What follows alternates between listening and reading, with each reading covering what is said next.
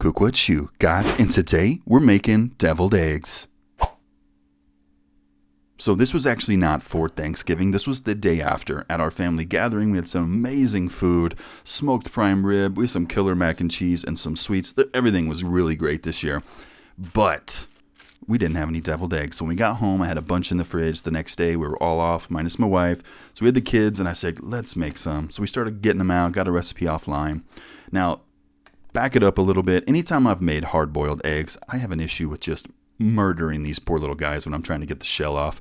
This just makes me look like a pro because this time went great. I don't know what I did different. I just followed the recipe.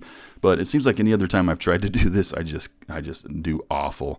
But we just kept it simple this time, especially when you're trying to learn a new dish that you really haven't made. I want to try to do it as traditional as possible, so that way I can get a taste for it and try to build off of it if I do want to change or make any additions. So we just did the egg yolks in there, mixed in. I think we did like 5 tablespoons of mayo, probably about a couple teaspoons of Dijon, a little bit of pickle juice, salt, pepper.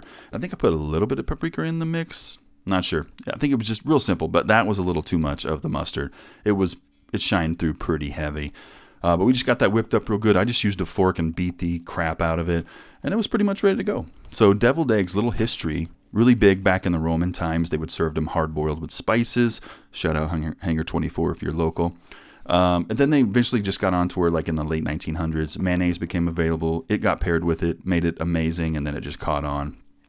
And something else I learned, that in the South, and I'm from the Midwest too, but I'd never heard this. They used to call them dressed eggs, stuffed eggs, salad eggs, and even angel eggs at like church gatherings to try to avoid saying the word deviled. So that was interesting.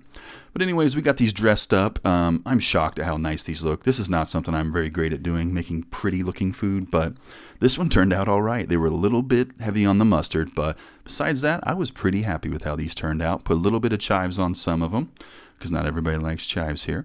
But no, they were really good. They only lasted a few days. These were great. I want to hear how you guys make them. Give me some variations. If you like this kind of stuff, follow me. And as always, feed your people.